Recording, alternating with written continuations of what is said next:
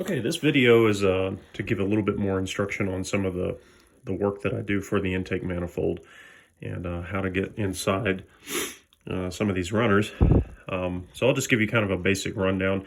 This is kind of a quick video for Mitchell, customer of mine. He's a guy working on his own stuff, and which makes it nice because he probably appreciates the time and the effort and the hours that it takes to do all of this. So what I'm going to do is I'm going to go over a couple of things, how I start my setup and where I increase my port areas for stage 1, stage 2.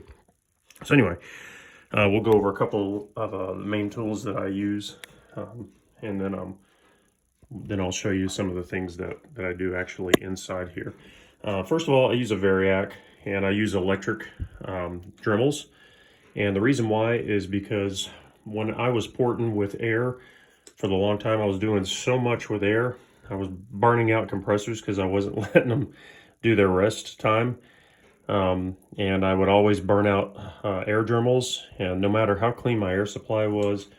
And it just got to the point where I was like, nope, done. So I bought a variac, so you can go 0 volts all the way up to 110 volts, max volts here.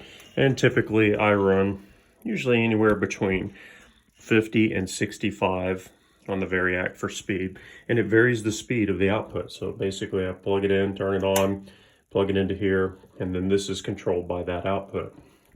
And the rest is popped out as heat. So I use that.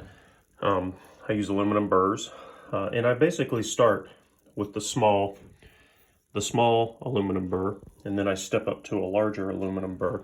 But basically what I'm doing is I'm following the corners all the way down both sides. So basically, let me see if I can get in here. So basically I'm following the corners all the way down till they cross over. And I use an extension bit. Let's show you. This is a short one right here. But basically I use an extension bit like that. And sometimes I have some issues with them, and I have to actually freaking tack weld them back into place to keep them from coming apart at the certain RPMs. So, but I have a ton of those. One of the things I do, obviously I start with one of my 3D templates here, which is the CSA that I normally go for. I put them in place here, and then I scribe. Whoops, sorry about the camera. Then I scribe. You can see the scribe marks.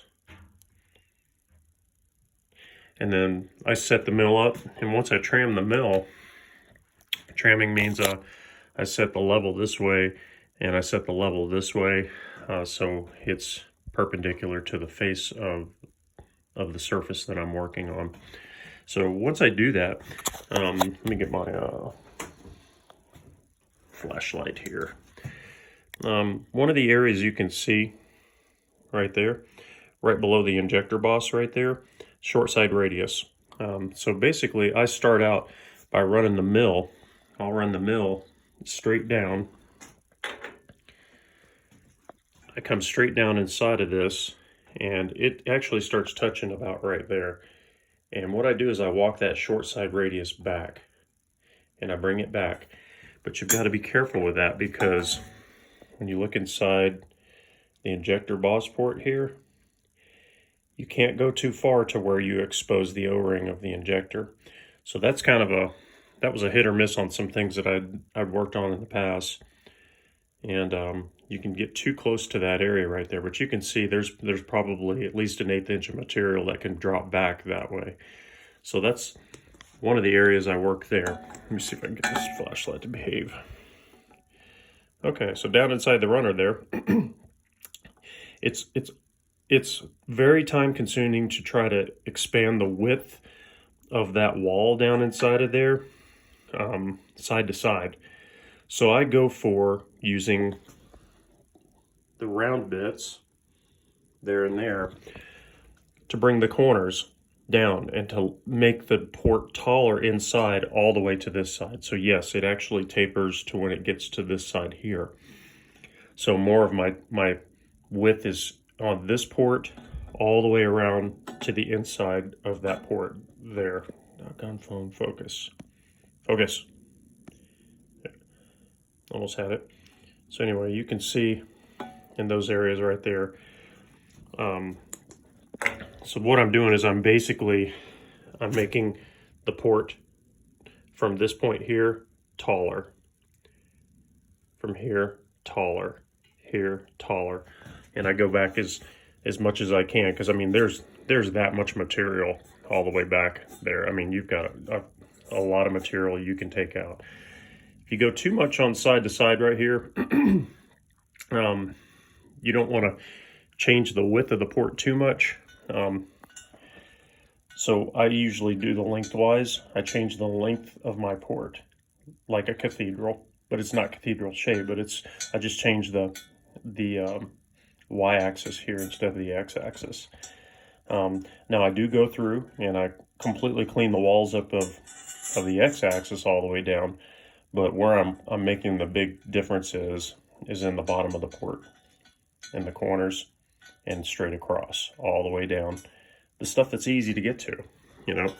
Otherwise you're going to spend 30 to 40 hours trying to get that setup done. So back to what I do here.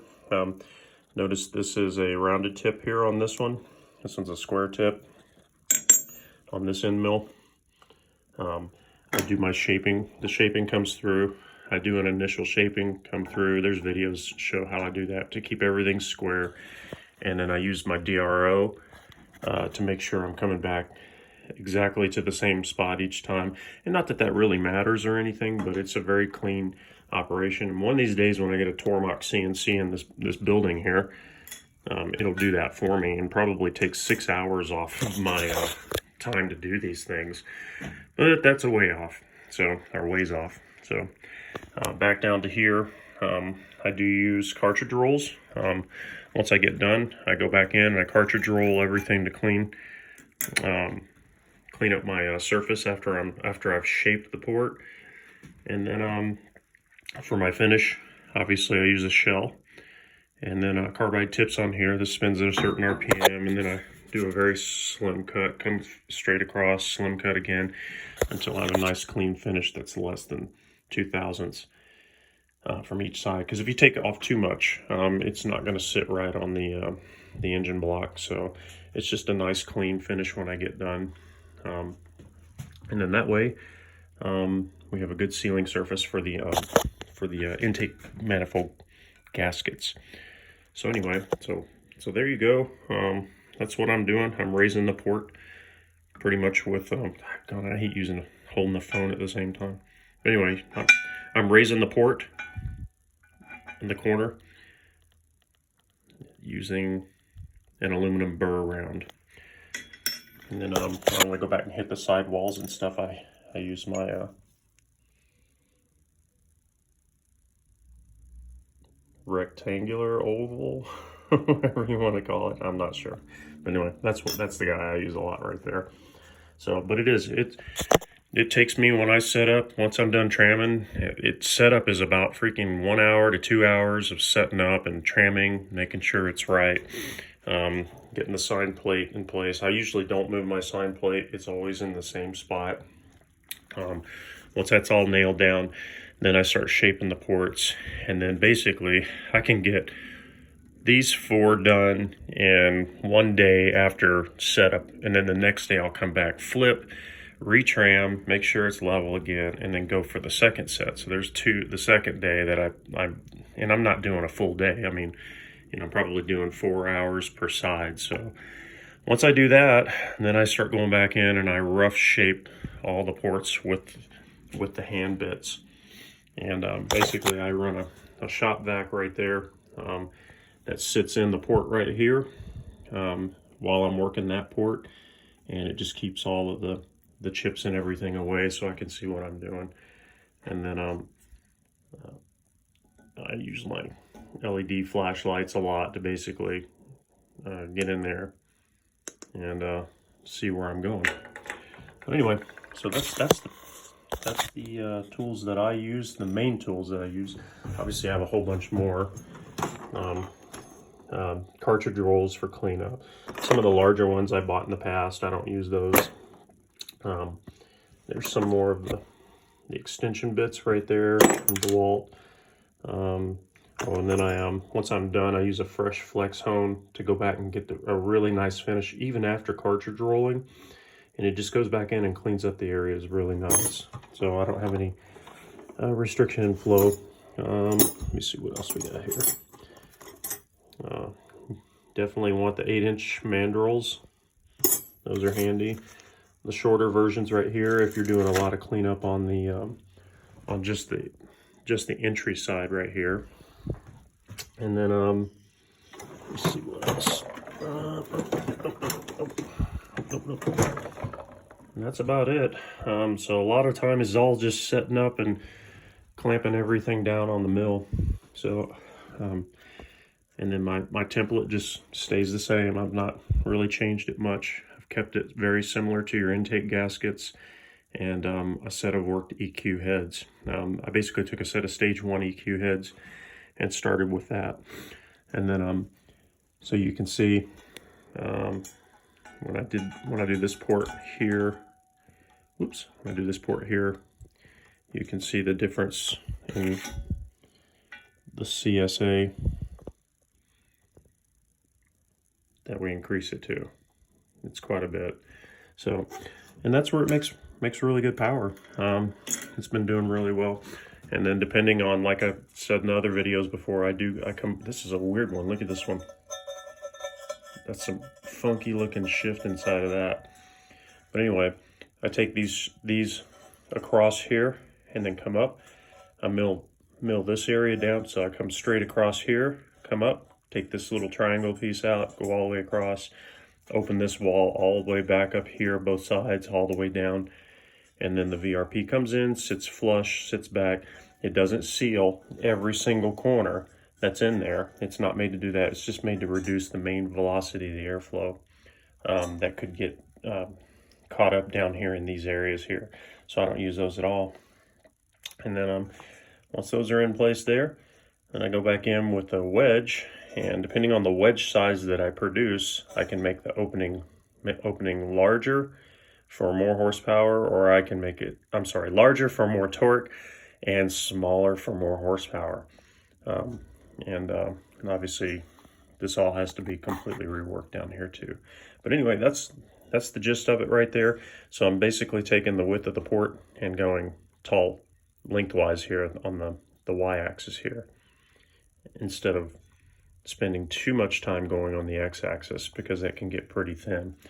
And then when I get done, I hit this all with my TIG welder, which completely rolls and smooths the aluminum out. Makes a nice bell mouth type shape. Works pretty good. So anyway, so there you go, Mitchell. Hope you have fun. I've got to get this one started here, so I feel your pain. And hopefully that gives you kind of a good idea of some of the tools and stuff that I use to make this happen. All right, take care.